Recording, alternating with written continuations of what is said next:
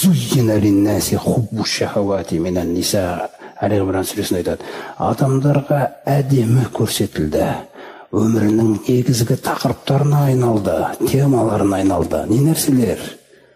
Құмарлықтар. Нені құмарту? Әйелдерді құмарту. Тағы вәлбәнин, балаларды құмарту. Балам көп болса, ұлым көп болса деген. Бір балам ана жақта министр болып істеп жүр, бір балам мына жақта мынандай істеп жүр. Ақыретке не алып келеді ол? Не алып келеді? Дүние әдемі болып жатыр, міне. Вал-қанатирил мұқамтара. Алтын мен күмістен болған не бір қазыналарды жинасақ, осындай бір байлықтарды жинай берсек деген нәрселер, мысалы. 4 түлік мал көбейтіп, егіншіліктер, не бір тұлпарлар. Қазір ол темір тұлпарлар деген мағынада, мысалы. Көрдіңіз ғой, сондай дәрежеде сынайды Алла Тағала. Алла Тағала біреуге сондай бір Алланы сүйем десе, бір сондай бір жағдай берсе, үлкен қымбат көлік сатып алса, ол үлкен қымбат көліктің орнына ол жаңағы 4-5 көлік алып, намаз оқымай жүрген бір туған бауырларына, біреулеріне бүйтіп әперіп беріп, немесе соларды қажылыққа жіберіп, намаз оқытып қойған жақсырақ болар еді. Ал енді сол байлық, сол үшін берілмесе, не үшін берілді ол? Нені? Өзіңді сүйдім артық. Осындай нәрселер бар өмірде, құрметті жамағат. Ол білінбейді, бірақ күллі осындай ұсақ-түйек нәрселерге дейін өкіндіреді адамды қиямет күні. Шіркін-ай деген сөз көп болады қияметте. Әттеген-ай деген сөздерді Құранда көп келтіреді Алла Тағала қияметтегі адамдардың аузынан. Әттеген-ай деген сөздер, мысалы. Сол әттеген-ай деген нәрселерге ұрынып қалмас үшін мына дүниемен байланысты дұрыстау керек. Соқтан олар дүниені сен сондашалықты пайдаландырдың, бұлар үгітті де, сені де, ақыретіңді де, жаңағы кітап, елшілеріңді, күллі нәрсені ұмыта салды дейді. Сөйті ғой, махаббат деген нәрсе қиын. Мысалы, адам бір нәрсені жаңағындай сүйіп үйрене берсе, ағзаның өзі күллісі соған бойсынып кетеді екен. Мысалы, ойын автоматында біреу ойнап жүрсе, ойын автомат ойнады, сосын қайтадан барды, болды, шыға алмай қалды. Ол үйінде отырса да қазір нені сатып жіберіп барсам екен. Көрінбе не билеп жатыр? Не билейді адамды? Егер Алла билемесе, дүниенің кез келген құралы билей алады екен бізді. Сосын ананы укол салып ем дейсің ба, анау қиын болады енді. Міне. Қамап қоюдан басқа тәсіл қалмайды ананың. Үйге барып бір жерге байлап қоюдан басқа әбден жаңағы нәрседе. Осындай әлсіз біз. Сол әлсіз болғаннан кейін Алла Тағала мені сүй деп жатыр да, күллі нәрседен артық. Сонда қуатты боласың. Менен басқаны сүйетін болсаң құрдың деп жатыр да, болды. Осындай жағдайлар, құрметті жамағат. Дүниеде көп қызықтар. Сол қызықтардың барлығы көптеген адамдарға ақыретте де Алланы да ұмыттырып жіберген екен. Енді міне дейді, вакану қауман бура, мына махшарға құрған, ақыреті де дүниесі де құрған күйде келіп тұр дейді бұл адамдар.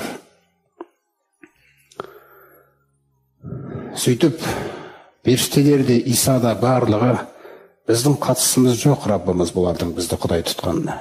Біз білмейміз. Тіпті Иса алейхиссалам қазір, мысалы айтайық, Алла Тағала көтеріп алып кеткеннен кейін, ол білмейді әсте. Бағана айтып жатыр ғой, бізде білім жоқ. Ол білмейді, ол естімейді де ешкімнің дұғасын. Алла Тағала сол нәрсені түсіндіріп айтады бізге. وَمَنْ أَضُلُّ مِمَّنْ دَعَى من دون الله من لا يستجيب له إلى يوم القيامة. Сөз қараңыз. Алладан өзге бір нәрсеге шақырып жатса дейді адам. Қараңыз. Сыйынып шақырып жатыр. Сөйтіп қиямет күніне келгенге дейін дейді, оның дұғасына ол жауап беріп жатқан жоқ дейді, жаңағы сыйынып жатқан нәрсесі. Қараңыз. Осыдан адасқақ адам бар ма дейді жердің бетінде. Қараңыз. Оларға сыйынып жатқан жайында мүлде бейхабар дейді. Олардың дұғаларынан мүлде бейхабар, бейхам дейді, ол білмейді дейді. Міне, сондай нәрселер бар, құрметті жамағат.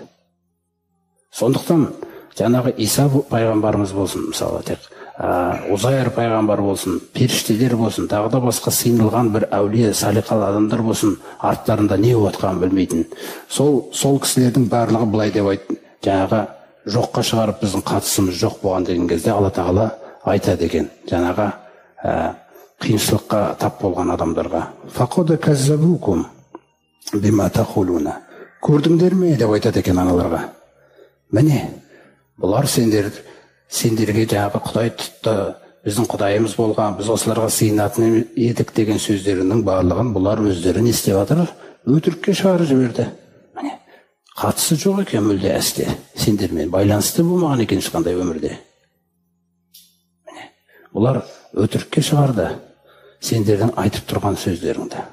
Енді фама тастатиғуна сорфан. Енді сендердің тозаққа түсуден басқа шараларың жоқ. Және ол тозақты өздеріңнен аулақ кетіре алмайсыңдар. Шамаларың оған жетпейді.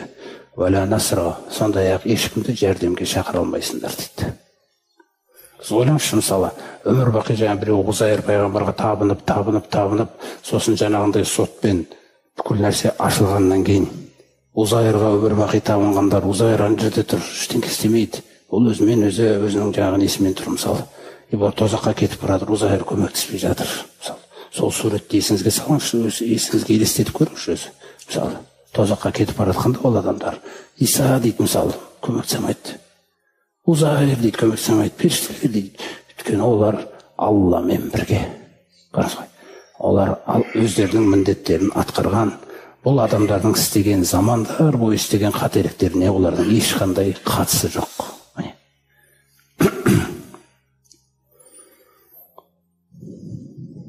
Сондықтан Алла Тағала қағиданы айтады. Әй адамзат, кім сендердің іштеріңде менің хақыма әділетсіздік жасап, басқа нәрселерге сыйынып, сол бетінде қиямет күні қайтып келетін болса, нузиқху, біз оған дәмін таттырамыз, азабан кабира, үлкен азаптың дейді. Аллах Тағала, құрметті жамағат, рахымды, мейірімді, кешірімді, ұстамды, мүмкіндік беруші, мұрсат беруші, бірақ өлім алқынға, жан алқынға жеткенге дейін. Жан алқынға жеткенге дейін. Адам мүмкін 80 жыл бойы күнә жасар. Егер 90 жасында қайтыс болып, сол 89 жыл бойы күнә жасап, сол 89-ға толған кезінде, Алла, қойдым мен, кешірші дейтін болса, 89 жылғы күнәсін кешіреді ғой, қарашы. Бір жылдық күнәсі, жаңағы бір жылдағы ісін, Алла Тағала, бір жылдағы ісін назарға алып жатыр да, осыны ойлаңыз. Тіпті жарты жыл ма ол? Бірақ алқымға кеп қалса, бітті деген сөз екен. Жан алқымға кеп қалған кезде бітті деген сөз екен ол. Сонда Алла Тағала адамға жамандық жасады ма? Беріп жатыр, ризығын беріп жатыр, елсін жіберіп жатыр, Құранын беріп жатыр дегендей нәрселер. Сосын ол адам қанша жыл күнә жасаса да, өмірінің соңында сондай жақсы болып кетсе, ол мысалы айтайық, ананың бәрін кешіре салады екен. Сосын сол өмірінде оның жамандықтан басқа жасаған жақсы істері бар ғой.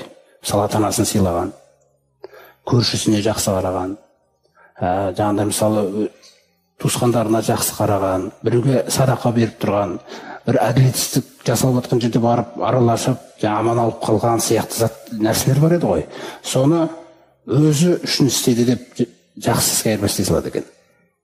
Негізінде ол жалпы істелген өмірде, адамгершілік мақсатында ма әйтеуір, бірақ соны Алла Тағала жақсы істерге айырбастай салады екен да. Міне сонда бұл керемет қой. Ал енді өмір бақи өз дегенімен өтіп кетсе адам, Раббысын менсінбей, онда енді Алла Тағала менің азабымның қатты екенін біліңдер дейді.